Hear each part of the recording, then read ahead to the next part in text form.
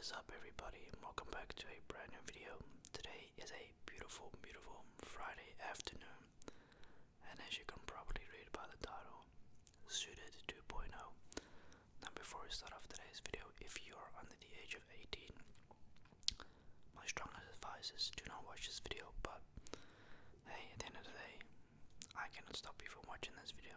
Parents, if you got your kid watching right now, be responsible. Parents, do not let them watch this video, but again, your responsibility, not my kids, just a heads up.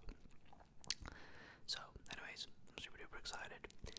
Sit back and relax, and let's light one up together, you and me.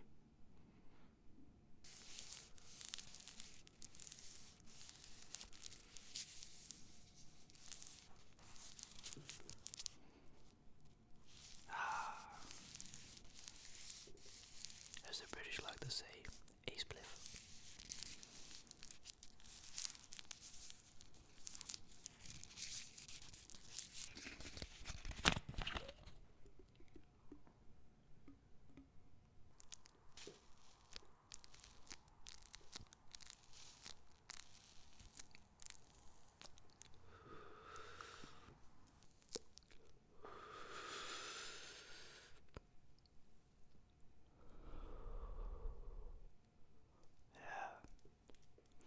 Just having one of these once in a while is just super relaxing in my opinion.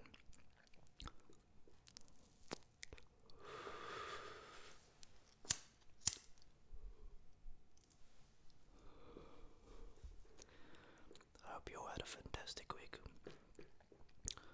Had a really nice week actually. Went to the gym a lot this week.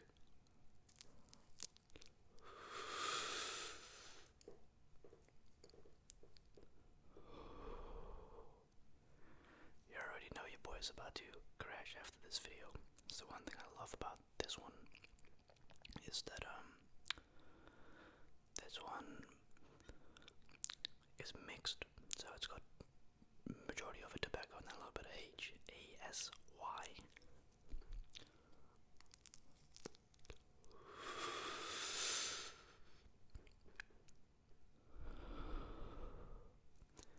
I'm gonna try not to make too heavy inhaling noises like the last one. I'm very sorry about that one. But yeah, enjoy your Friday afternoon.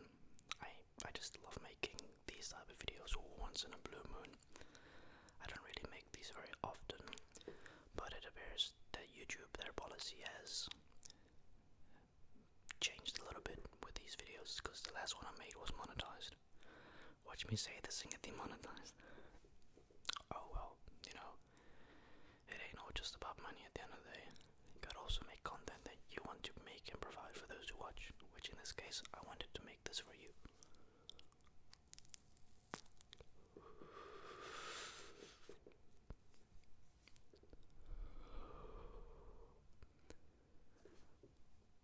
If you ever go to Amsterdam, you're highly likely a tourist watching this, okay? So I want to give you guys some tips. Do not go to Mike Tyson. Do not go to Bulldog. Do not go to Snoop Dogg's shop. They're overpriced and overrated. They're not good quality. You want quality, you go to the places where the tourists don't go. The local places. Those are the ones that you want. In some situations they are a bit pricier, but the quality is better. The thing is with these tourist traps, as I like to say is they're often not quality. I'm not speaking from experience because I know what I get is good, but it's just always so funny, especially the English, right? They love to go to these hype name shops, and it's like, you guys are not buying necessarily quality, you guys are buying because of the name, that's it. But if you want to go to a good one, Booty jongens in Amsterdam, or if you're in Aga, which is Den Haag, Dizzy Duck.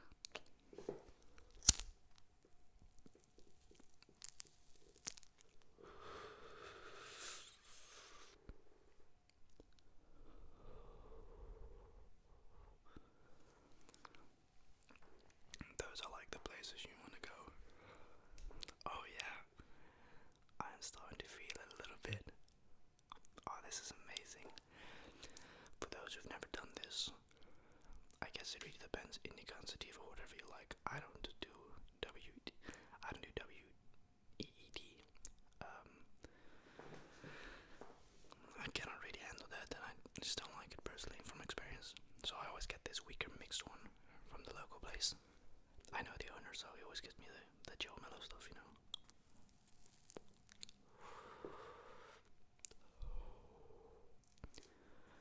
But if you go to Amsterdam, like I said, try to avoid those tourist places.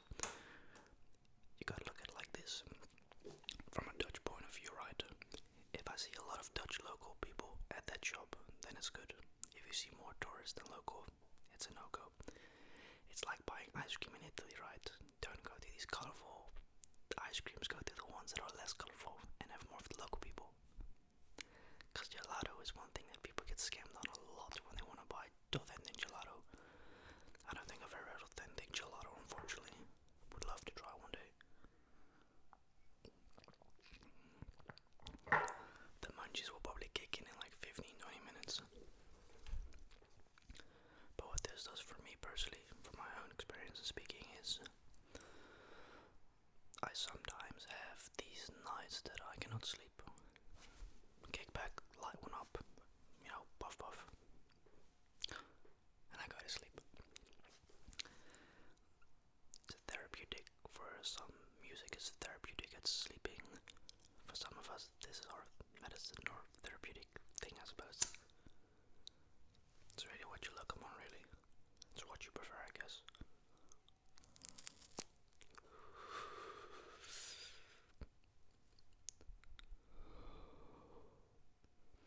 Well, considering tomorrow I don't go hit the gym, this is perfect.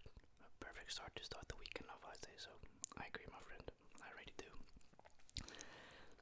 And I know for some that are watching, or maybe shocked, but like, here's the thing. I don't do this every day. I do this once in like 2, 3, 4 weeks. I do it when I'm in the mood. I don't depend on this, okay?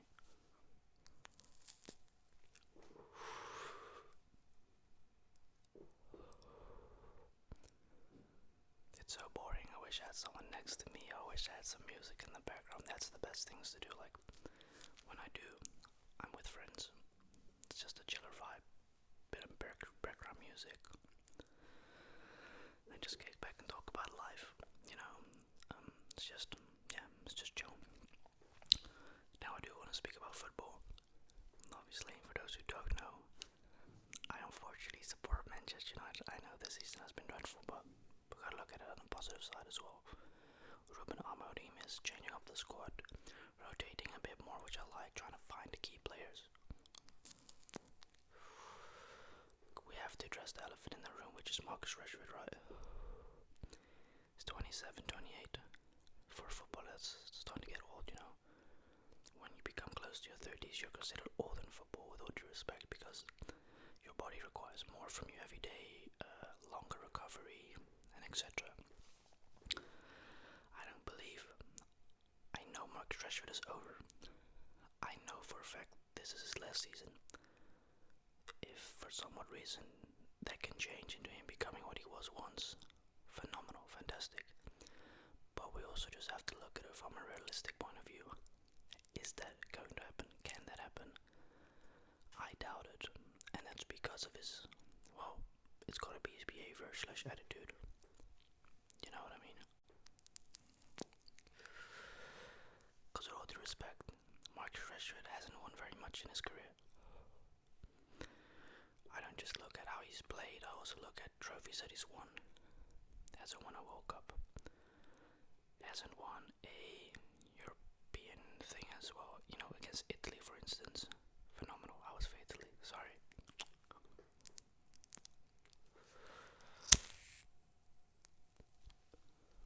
He's been phenomenal when he was phenomenal, but the truth is, he's on an insane salary per week. And every time I hear something about it, it's negative. Reminds me a bit of Pogba's situation back with Mourinho. Has the talent and the potential, but has the attitude that you don't want. Why do you think at this point Paul Pogba he's a free agent. Nobody wants him because A, his attitude stinks, and his pay wage is just too much. I mean, Marcus Rashford had offers from Saudi Arabian clubs for nearly 700,000 a week. That is insane. You know why he declined? Well, first of all, the man's a multi-millionaire. I don't think he needs the money, with all due respect. He said himself, or some statement came outside, that he wants to stay or play at a club where he can ensure his place in the starting 11 of the England squad. Well, I'm gonna be very honest, I don't see that happening. Because I see players this season at Tottenham, for instance, James Maddison, Brennan Johnson. Those are two fantastic examples of players that can take his place in the position easy, have actually already taken it. Brennan Johnson, who I did not think was going to be playing very well this season at Tottenham, I'll be honest, when he came over from, was it Nottingham Forest? He's playing phenomenal. James Maddison, I already knew was going to be good because he was fantastic at Leicester City. Very good purchase by Tottenham. They're still crap though. That's Tottenham, come on. Let's not talk about Arsenal now. They always bottom the league. And yes, I'm Manchester United, 13th position. I mustn't be speaking about,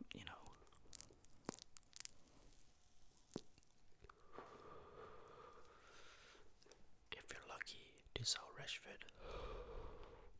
Well, the truth is, his market value will be higher than others because he's English, let's be honest.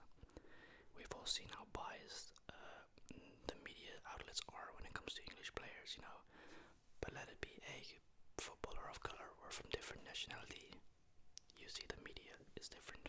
We've seen it with Pogba, we've seen it with Eric Bailly, we've seen it with Victor Osimhen, we've seen it with Mario Balotelli. It's very weird.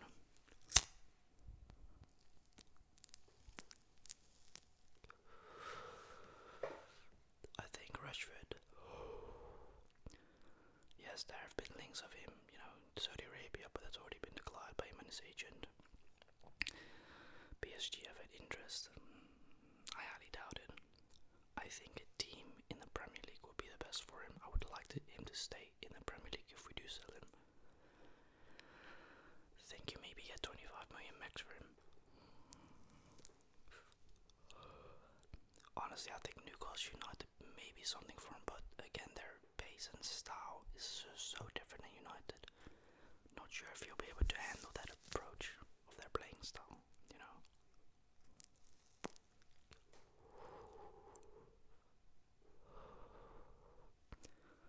I guess we're just gonna have to see what happens, but besides that, we're playing Arsenal Sunday, FA Cup. For those who didn't watch the match last weekend, or last match day, Arsenal bottled it against. I watched the match myself. Who did they play?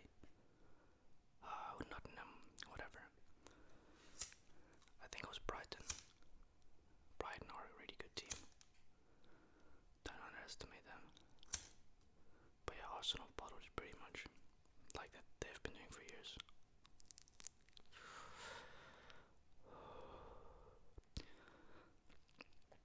Here's the thing though, Arsenal have the talents, they have the youngsters. They just don't have the mindset of winners. I know it sounds really weird, but if you play football yourself, you know exactly what I mean with that. You can have all the talent in the world, but when you have no discipline, there will be no success. And it's funny because I'm gonna go switch over to a player that everyone was laughing at the beginning of the season. It's Kylian Mbappé, right? He's very talented, but what sucks for him playing at Real Madrid are the very, very high expectations, right? Every match, which okay is understandable. But Real Madrid have players like Vinicius Jr. and Rodrigo that kind of overshadow his presence in some games. That you completely forget, oh, Mbappé plays for Madrid, in a way of because they have two great wingers. Mbappé kind of gets overshadowed, like Vinicius Jr. is the best winger in the world, without a doubt. Stats don't lie, performance don't lie. But again, Vinicius Jr., fantastic player. It's just his attitude, it stinks. It really stinks. But he is brilliant. He is very good. personally, this season, one of my favorite players has actually been Anthony Gordon and Alexander Isak from Newcastle. Both have been fantastic. I remember he was playing for Everton before he went to Newcastle, had a brilliant season, and everybody was like, nah, Newcastle, can he handle that? He's adapted and improved Newcastle, their playstyle, tremendously in a good way.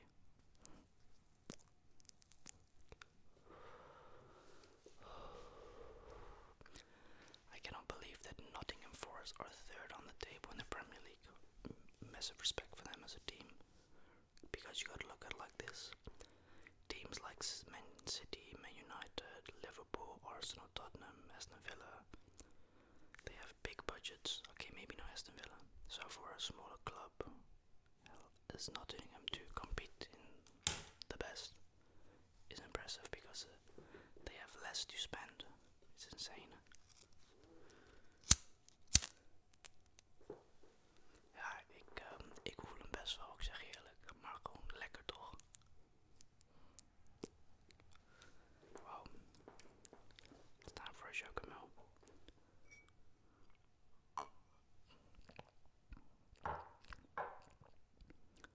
That is delicious.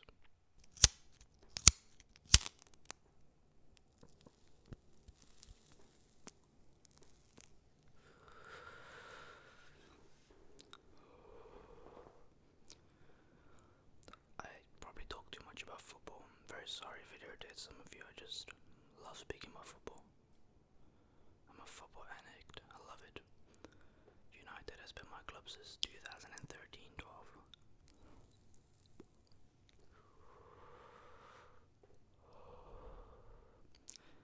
You know, my granddad used to always support them. And actually, fun fact, as a kid I never liked football. I never grew up with it in a way of wanting to play it, but I don't know, when he passed away, after that season against City where Kunaguero scored the winning against Aston Villa, that was heartbreaking.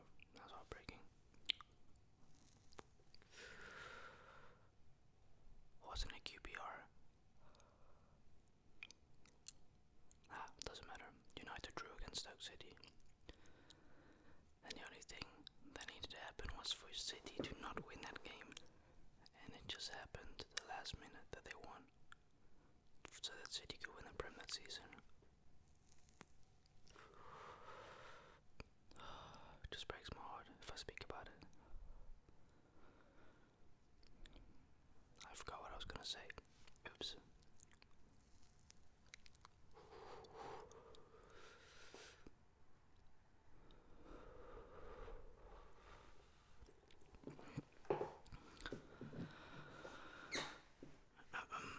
Ja, mijn excuses. Ik ben gewoon even aan het chillen nu, zeg maar, snap je? Gewoon even lekker paffen toch? Doet niemand kwaad, doet geen één persoon kwaad toch? This doesn't hurt a single fly what I do right now. I'm not bothering anyone, I'm not harassing anyone. Just chilling.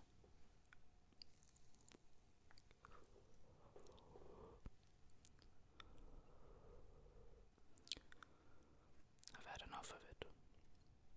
I want to go make dinner.